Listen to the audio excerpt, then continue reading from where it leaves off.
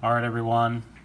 Thank you all for your interpretations of this EKG. And we're going to get into a quick explanation here. So the correct answer to this EKG is this is inadequate due to a missing V5. No, I'm just kidding. Okay, so the correct interpretation of this EKG is a atrial fibrillation with an accessory pathway, like a Wolff-Parkinson-White. So it is a atrial fibrillation with an accessory pathway. It's probably one of the more dangerous EKGs you can ever come across. And let's talk about why. So firstly, when we think about what quadrant or what box this EKG belongs to, given that it is a tachycardia, it is wide and it is irregular. So remember, wide and irregular can be ventricular fibrillation. Doesn't quite look like ventricular fibrillation. Can be torsades. Can be any of the bundle branch block type rhythms or aberrant conduction rhythms. And then there are accessory pathways. So it's wide and irregular. And let's look at some of the specific features here. So firstly, when you look at the actual rate, you notice that there are a few of these QRS complexes that are only one box apart.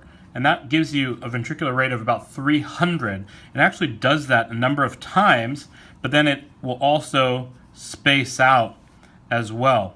And so this is a very, very fast tachycardic rhythm.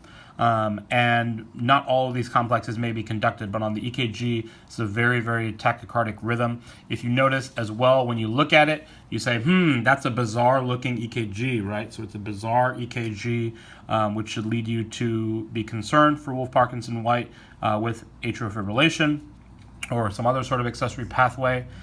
You notice that the actual QRS morphologies change. So this compared to this, compared to this, compared to this, they all have different heights and different widths, which makes you believe that maybe some of these are going down that accessory pathway at different speeds.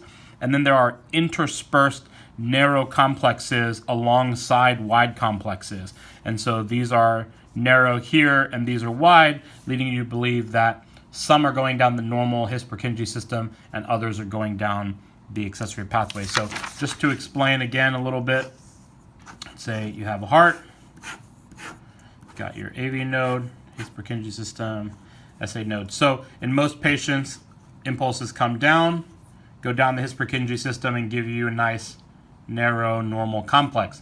But if you have an accessory pathway, like in the setting of Wolff-Parkinson-White, a few things can happen. You can get reentrant tachycardias where they actually go down the cycle and up again. But if your atria go into a fibrillatory pattern, some of those complexes can go down the normal pathway while a remainder may go down this accessory pathway. And that's what gives you the appearance that you see on the other side of the EKG. So what do you do about it? So obviously, if the patient is unstable, so hypotensive, syncopal, etc., you can synchronize cardiovert them. That's probably one of the safest treatments available and should be used if the patient is unstable. If the patient is stable, the question is, are you really sure it's a AFib with Wolff-Parkinson-White, and do you really need to treat it? So here in our system, we would generally say just avoid this. A number of drugs you can give, such as adenosine, even amiodarone, etc., can block the AV node, causing all impulses to go down that accessory pathway, leading into ventricular fibrillations. That's something we don't want to do. So there are really only one drug choice as it stands right now, so that would be procainamide. Procainamide specifically blocks the accessory pathway and allows for conduction to flow down the normal pathway in an attempt to normalize the electrical conduction. So in terms of treatment, if it was unstable, I would synchronize cardiovert them. If it was stable, I'd give procainamide if I had it, or I would probably wait and perform a stable synchronized cardioversion in the hospital. Just to give you second appearance here, so this is the patient post-synchronized cardioversion. You can see here he has the EKG features of Wolff-Parkinson-White, specifically a short PR interval with the upsloping QRS complex, more commonly known as the delta wave. So this was post-synchronized cardioversion.